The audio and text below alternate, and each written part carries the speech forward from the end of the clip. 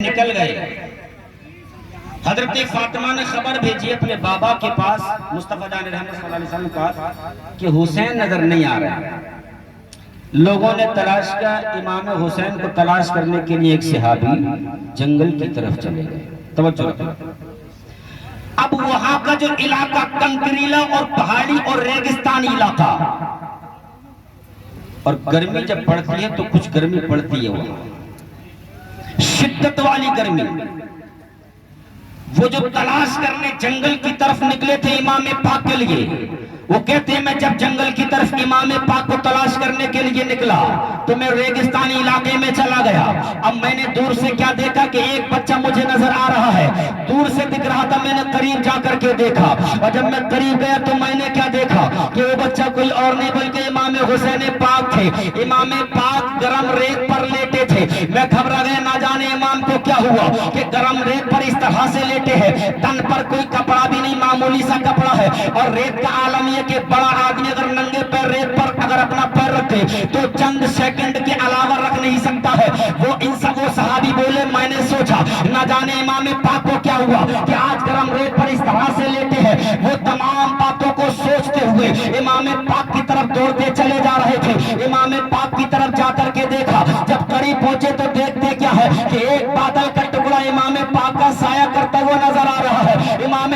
پاک کے اوپر سایہ کر رہا ہے۔ اس صحابی کہتے ہیں میں امام پاک کے قریب پہنچا، میں نے امام کو اٹھانا چاہا، امام کو جب میں نے اٹھایا تو جس ریت پر امام پاک لیٹے تھے وہ ریت اتنی ٹھنڈی تھی کہ اتنی ٹھنڈک میں نے آج سے پہلے کبھی محسوس ہی نہ کی تھی۔ تو امام پاک کی عظمتوں کو ریت بھی جانتی، وہ بادل بھی جانتے۔ وہی امام پاک کو جب کوفہ کے لوگوں نے دعوتیں دے کر، خط دے کر بلایا کربلا کی سرزمین پر، امام پاک نے حضرت مسلم بن عقیل کو بھیجا تھا، جاؤ دیکھ کر آؤ، پتہ لگاؤ کہ واقعی میں لوگ محبت کرتے ہیں کہ یہی بلا رہے ہیں۔ حضرت مسلم گئے تھے، حضرت مسلم نے جب وہاں کی شروعاتی حالات دیکھے، آپ نے خط بھیج دیا، ہاں سب لوگ آپ سے محبت کرتے ہیں، آ جائیے۔ امام پاک اپنے گھر کو چھوڑ کر چل دیے، مکے سے بدائی مدینہ شریف اپنے بابا اور اپنے والدہ کی قبر پر حاضری دے کر کے چل دیے کربلا کی طرف کو۔ اور جب کربلا کی طرف کو پہنچے، اب حضرت مسلم بن عقیل کے ساتھ میں ان لوگوں نے غداری کی۔ حضرت مسلم نے پھر ایک خط لے کر کے بھیجا کہ آپ نہ آئیں، مگر جب وہ خط ملتا ہے تب تک آپ کافی لمبا سفر طے کر چکے ہوتے ہیں۔ امام پاک بولتے ہیں کہ آپ واپس نہیں جانا، آپ تو پہنچنا ہی پہنچنا ہے۔ امام پاک میدان کربلا میں پہنچتے، اور میدان کربلا میں جانے کے بعد میں آپ نے سنا ہوگا بڑا ہی اختلاف اس معاملے میں، مگر جو میرا امام اہل سنت اعلیٰ حضرت کا قول ہے وہی نظام الدین بولے گا۔ امام پاک میدان کربلا میں پہنچے ہیں، 7 محرم الحرام کو آپ اور آپ کے گھر والوں پر پانی کی پابندی لگا دی جاتی ہے، یعنی کہ نہر فرات سے پانی سب لوگ پیئیں گے، چرندے پرندے پانی پیئیں گے، جانور پانی پیئیں گے، ادھر والے تمام لوگ پانی پیئیں گے، نہ پیئیں گے تو امام حسین کے گھر والے، امام حسین کے خیمے لگے ہیں، 7 محرم سے پانی بند ہے۔ اب 7 محرم کے بعد میں جو معاملات ہوئے، امام حسین نے بار بار لوگوں سے کہا، لوگوں میں تم سے لڑنے نہیں آیا ہوں، اگر لڑنے آیا ہوتا اپنے بچوں کو ساتھ لے کر نہیں آتا، اپنے گھر والوں کو ساتھ لے کر نہیں آتا، اپنے غلاموں کو ساتھ لے کر کے نہیں آتا، اگر لڑنے ہی آتا تو اپنی فوج کو لے کر کے آتا، اور امام پاک اگر لڑنے جاتے تو امام پاک کی تاب روک کون سکتا تھا، مگر یزیدی ان باتوں کو سمجھنے والے نہیں تھے، ابن زیاد کے اشارے پر کام کرنے والے ان باتوں کو سمجھنے والے نہیں تھے۔ امام پاک میدان کربلا میں بار بار سمجھایا، 9 محرم الحرام اسی طریقے سے سمجھاتے آ گئی، حضرت حور کی شہادت بھی ہو چکی ہے، 10 محرم آن پہنچی، اور جب 10 محرم آئی ہے تو یقین بات دیگر ہے، میدان کربلا میں کبھی حضرت علی اکبر جا رہے ہیں، کبھی حضرت قاسم جا رہے ہیں، کبھی حضرت عباس جا رہے ہیں، مگر سب جب جاتے ہیں تو آپ کو معلوم ہے 3 دن کے بھوکے پیاسے ہیں، جن کے لبوں پر جن کے گلے سے پانی نہ اترا ہو، بتائیے کب تک ایک بندہ اس طرح سے لڑ سکتا ہے، کب تک اپنی تلوار کو چلا سکتا ہے۔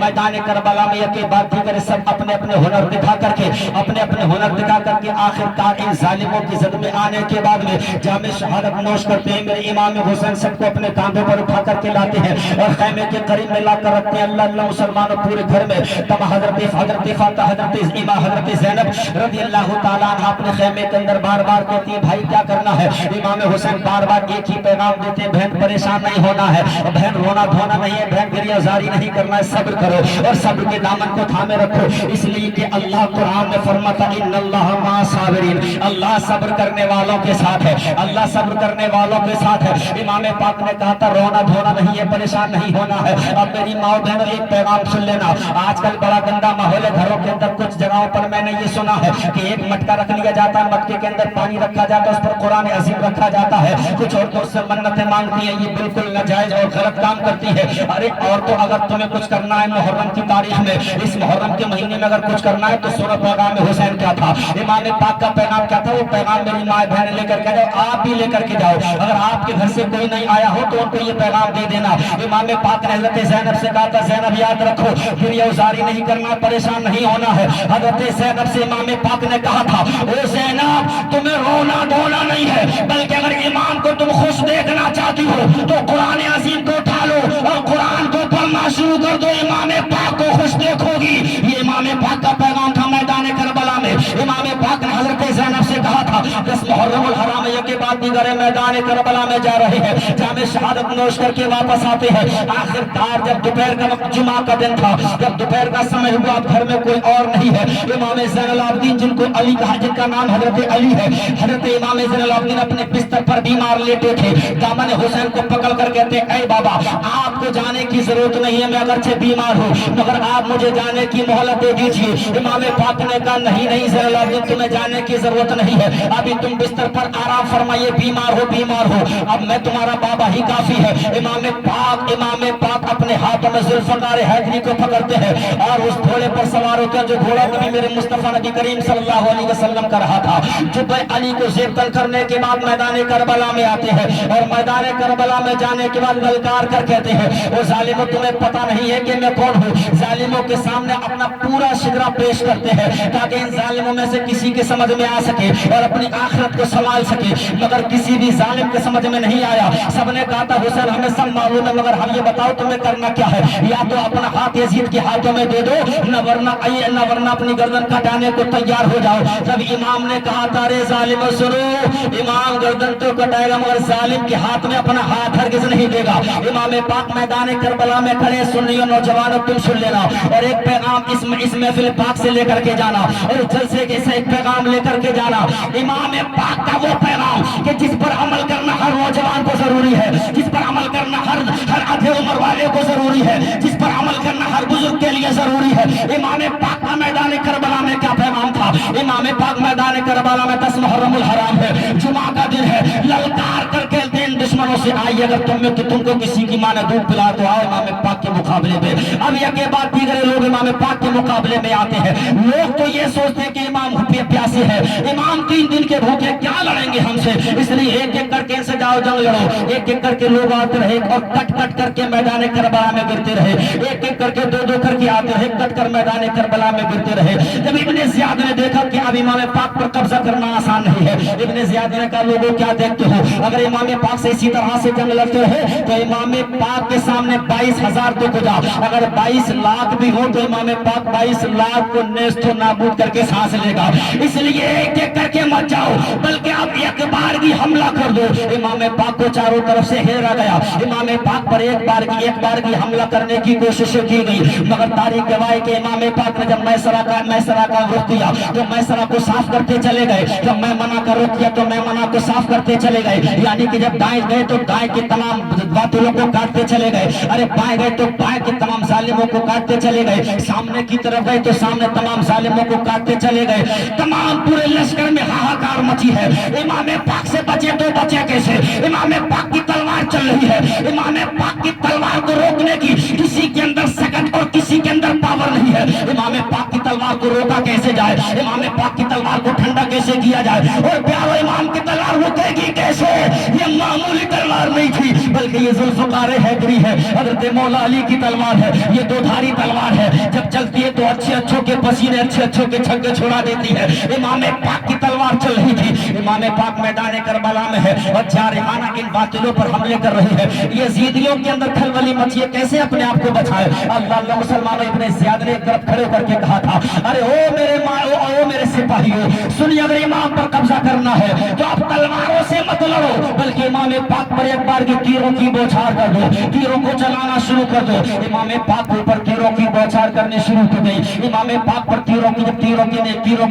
کی نشانے تاکے گئے، جب چاروں طرف سے امام پاک پر تیروں کی بوچھار ہوئی ہے تو پیارے بتا ایک بندہ اکیلا ہے، چاروں طرف سے تیر برسیں گے، تو بتائیے چاروں طرف کے تیروں کو ایک بندہ کیسے روکے گا؟ ایک بندہ چاروں طرف کے تیروں کی حملوں کو کیسے روکے گا؟ امام پاک کی طرح جب تیر چلے تھے، امام پاک کے جسم میں نازل تیر پیوست ہونے شروع ہوئے، امام پاک تھک گئے تھے، تھک ہار چکے تھے، تھک گئے تھے امام پاک رضی اللہ تعالیٰ عنہ، مگر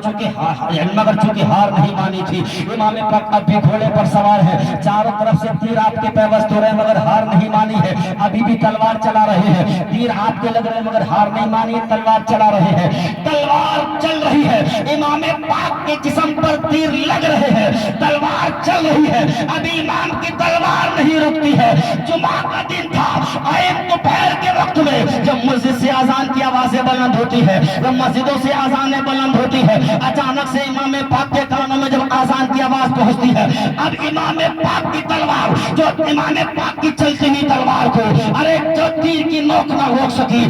باطلوں کی فوجیں نہ روک سکی، امام پاک کی تلوار اچانک سے رک جاتی ہے، اچانک سے ٹھہر جاتی ہے۔ اب پیاروں میں آپ سے پوچھوں گا، بتاؤ امام پاک کی تلوار کو کیا تیروں نے روکا تھا؟ امام پاک کی تلوار کو کیا اغیار کی فوج نے روکا تھا؟ امام پاک کی تلوار کو کیا ان دشمنوں نے روکا تھا؟ امام پاک کی تلوار کو ان باطلوں نے روکا تھا؟ آپ کہو گے نہیں، امام پاک کی تلوار کو نہ تیروں کی نوک نے روکا ہے، نہ امام پاک کی تلوار کو نہیں لشکر اغیار نے روکا ہے، امام پاک کی تلوار کو نہ ان باطلوں نے روکا ہے، امام پاک کی تلوار کو نہ ان ظالموں نے روکا ہے، امام پاک کی تلوار کو نہ ان یزیدیوں نے روکا ہے، تو پھر روکی کی امام پاک کی تلوار؟ آپ کہو گے مولانا صاحب آج تم بتا رہے ہو، اور آپ سے پہلے ہم نے کتنے خطبہ کی زبانی سنا ہے، کتنے علماء کی زبانی سنا ہے، کتنے مولاناؤں کی زبانی سنا ہے، کتنے مخلوق کی زبانی سنا ہے۔ امام پاک کی تلوار جب رکی ہے تو اذان کی آواز پر رک گئی ہے، امام پاک کی تلوار مسجد سے آنے والی آواز پر ٹھہر جاتی ہے، امام پاک کی تلوار مسجد سے بلند ہونے والی آواز پر رک جاتی ہے۔ ارے کیوں رکی ہے میں آپ سے پوچھوں گا، آپ کہو گے مولانا صاحب ہمیں معلوم ہے، امام پاک کی تلوار اس لیے رکی تھی، جمعہ کا دن تھا کہ جاتے جاتے اللہ کی بارگاہ میں آخری سجدہ ادا کرتے چلے جائے، آخری اللہ کی بارگاہ میں سجدہ کر لے۔ اب میں آپ سے کہوں گا جب آپ کو ساری باتیں معلوم ہے، امام پاک کی تلوار کیوں رکی تھی؟ امام پاک نے آخری سجدہ کیا، جب تلوار رکی تو اپنے گھوڑے سے نڈھالو کر کے جب نیچے کو امام پاک آئے ہیں، آپ نے اپنا سر اس طرح سے رکھا جیسے سجدہ کیا جاتا ہے، امام پاک کا سر سجدے میں ہے، امام پاک کا سر سجدے میں ہے، امام پاک سجدے میں جا کر کے اللہ کی بارگاہ نیاز میں اپنے انداز میں عبادت و ریاضت اور تسبیحات پیش کر رہے ہیں، امام پاک آخری سجدہ رب کعبہ کی بارگاہ میں کر رہے ہیں اور پیغام دے رہے ہیں تمام امت مسلمہ کو، پیغام دے رہے ہیں ہم جیسے گنہگاروں کو، پیغام دے رہے ہیں